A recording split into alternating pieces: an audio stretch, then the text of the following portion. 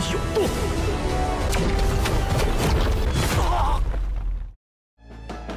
Halo guys, bagaimana kabar kalian hari ini? Semoga masih tetap semangat dan selalu ceria ya. Di video kali ini aku akan kembali membahas Donghua kesayangan kita semua yang berjudul Apotheosis episode ke-33.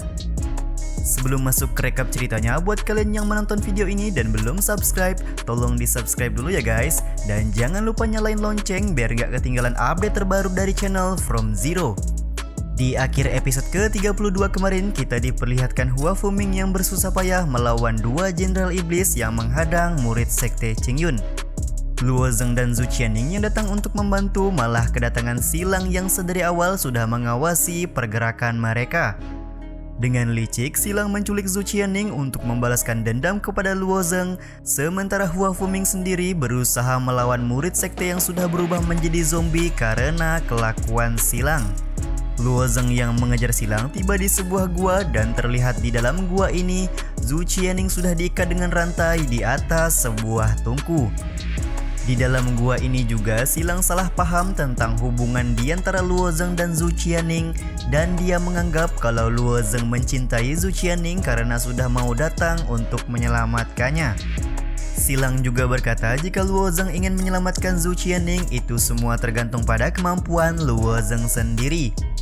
Lalu bagaimanakah keseruan di episode kali ini? Langsung saja kita ke rekap ceritanya guys.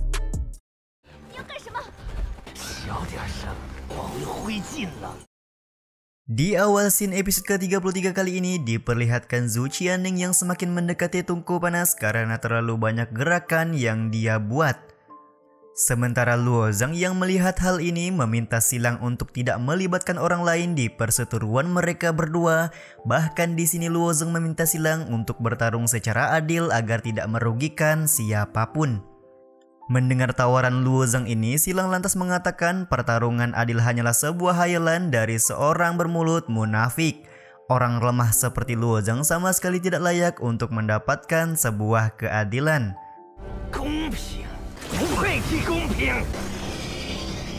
Bersamaan dengan itu, Silang mengeluarkan seekor monster ular dari tongkatnya untuk menyerang Luo Zeng. Sambil tersenyum tipis, Silang juga berkata kalau Luo Zeng harus berusaha menolong Zhu Qianning dan mengalahkan monster ular tanpa meninggalkan suara yang berisik.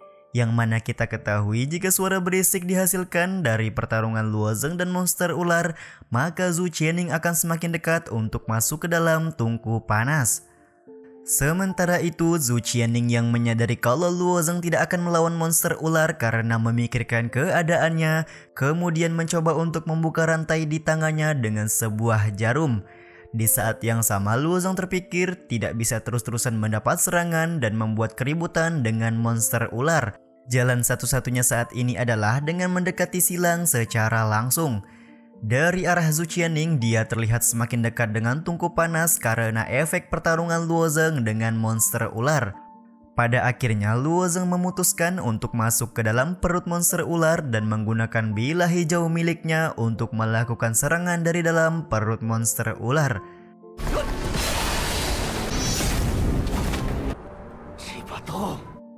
Silang yang melihat aksi Luo Zeng tentu saja sangat kesal. Bagaimana tidak, Luo Zeng berhasil mengalahkan monster ular dengan sebuah bilah hijau yang dulu Luo Zeng ambil pada saat mengalahkannya.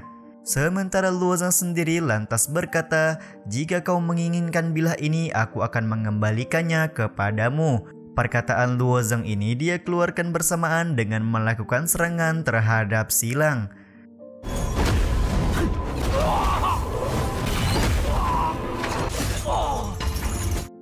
Dengan bilah hijau yang sudah diberi rantai, Luo Zeng menarik Silang yang hendak jatuh ke tanah karena dia tidak ingin menimbulkan sebuah keributan.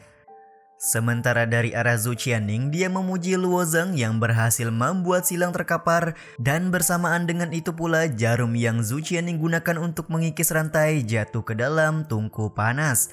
Kejadian ini lantas membuat Zhu Qianning berpikir bahwa dia harus lebih berhati-hati karena di sekelilingnya ada 4 jenderal iblis yang sudah siap kapan saja menyergapnya. Di sini Zhu Qianning juga merasa heran kenapa 4 jenderal iblis hanya diam saja ketika melihat Silang sudah babak belur dihajar oleh Luo Zeng. Di saat yang sama, silang yang kembali bangkit masih menggerutu perihal bila hijaunya yang sudah diambil oleh Luozeng. Sementara Luozeng yang melakukan serangan susulan kepada silang malah harus terkena sebuah asap ilusi yang dibuat oleh silang sendiri. Di dalam asap ilusi, Luozeng terlihat mendapat serangan dari Zhu Qianning palsu dengan sebuah jarum-jarum beracun. Zhu Qianning palsu ini juga berkata kalau Luozeng sudah mengorbankan dirinya dalam bahaya hanya karena memuaskan ambisi keadilannya saja.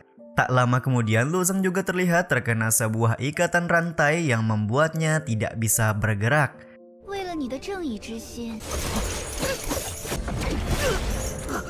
Dengan sebuah pedang, Zhu Qianning palsu menusuk Luozeng yang sedang terikat oleh rantai. Sementara itu, Zhu Qianning yang asli khawatir akan kondisi Luozeng yang sedang berada di dalam ilusi silang. Kembali ke alam ilusi, Luozeng terlihat mampu melawan ilusi yang dibuat oleh silang dan dia langsung menangkap tangan dari silang yang menyerupai Zhu Qianning sembari berkata, "Jangan meniru suara Zhu Qianning." Luozeng lantas mengingat bagaimana kejamnya silang pada saat dia membuatkan sebuah racun yang dipesan oleh Luo Bingchuan untuk membunuh ayahnya.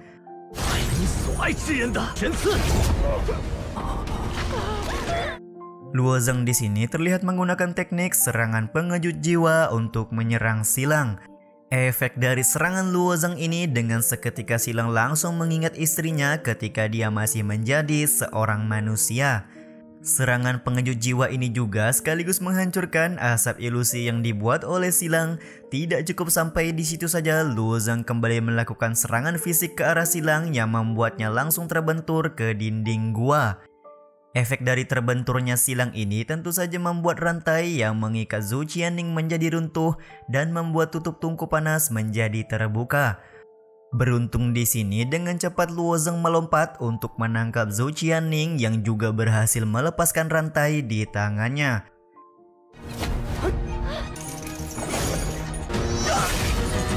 Siapa yang menyangka setelah menangkap tubuh Zhu Qianning, Luozeng terkena sebuah rantai aktif yang keluar dari pilar di sekeliling gua ini. Terlihat jelas bahwa rantai ini menembus tubuh dan membuat Luozeng tidak sadarkan diri. Ternyata semua kejadian ini memang sudah direncanakan oleh silang sebelumnya.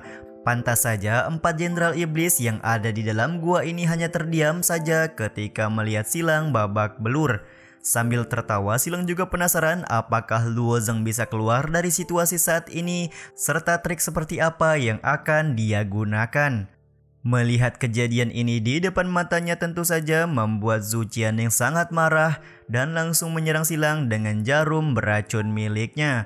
Namun silang berhasil menghindari jarum-jarum tersebut sembari berkata kalau ini adalah sebuah pembalasan dendam karena Luozeng sudah merusak pedang Aye miliknya.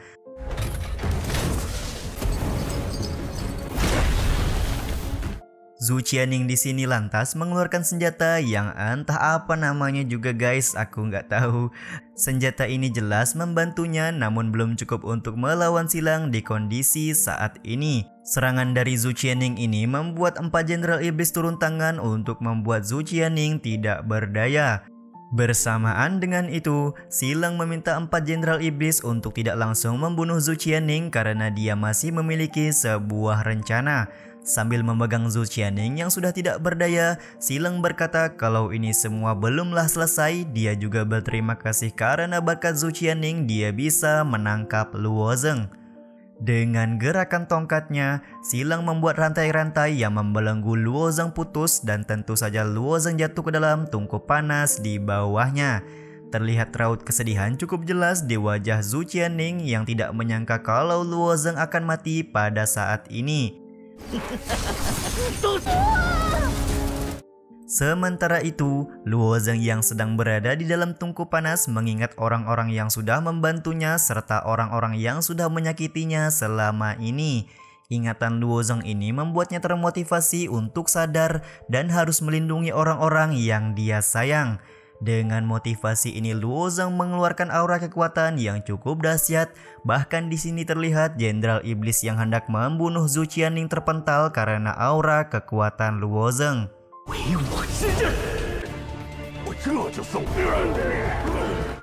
Silang yang merasa heran kenapa Tungku Panas mengeluarkan aura kuat, lantas meminta 4 Jenderal Iblis untuk memeriksa tungku tersebut. Mereka cukup kaget karena aura kekuatan kembali terpancar dan Tungku Panas terlihat menjadi terbang. Di dalam Tungku Panas ini, Luo Zeng mengeluarkan teknik tinju ilahi iblis langit bentuk kedua untuk membuat 4 Jenderal Iblis di hadapannya mati dengan seketika.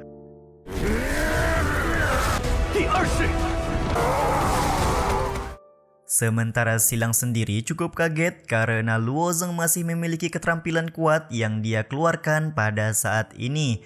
Beberapa saat kemudian, Luo Zeng kembali melakukan serangan dengan menghancurkan Tungku Panas sembari mengeluarkan teknik baru yaitu gelombang ribuan iblis.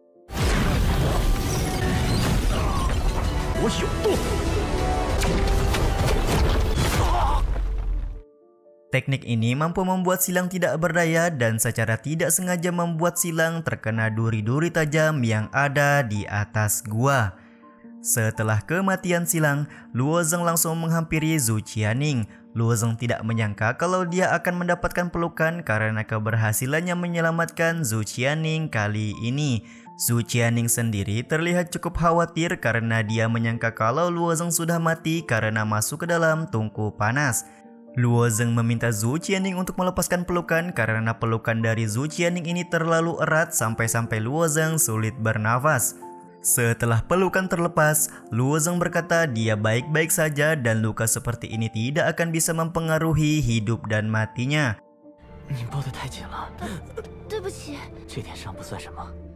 Mengetahui Luo Zeng merasa baik-baik saja, Zhu Qianing langsung mengajak Luo Zeng untuk kembali menyusul Hua Fuming. Namun tiba-tiba saja secara mengejutkan, sebuah pedang api karma milik Silang menembus dada Luo Zeng. Tembusnya dada Luo Zeng ini juga sekaligus menutup episode kali ini, guys. Kita akan membahas sedikit spoiler di akhir episode, di mana terlihat Silang berniat menuntaskan dendamnya kepada Luo Zeng yang sudah merusak pedang Aye miliknya. Terlihat juga di sini Xiao Di tampak datang ke gua milik Silang untuk menolong Luo Zeng yang sudah terluka sangat parah. Ketika membawa Luo Zeng dan diserahkan kepada seorang tabib, tabib ini berkata kalau nyawa dari Luo Zeng sudah tidak tertolong lagi. Sementara itu, Raja Iblis Chuixi seperti sudah siap melakukan perang jilid 2 untuk menaklukkan umat manusia. Sampai di sini dulu video kali ini. Mohon maaf jika masih banyak kekurangan dan kesalahan dalam penyampaian kata-kata ya. Terima kasih buat kalian yang udah nonton dan jangan lupa subscribe serta nyalain loncengnya ya guys. Saya selaku penulis narasi, tukang voice over dan tukang edit video pamit undur diri. Salam hangat, see you in the next video. Bye bye.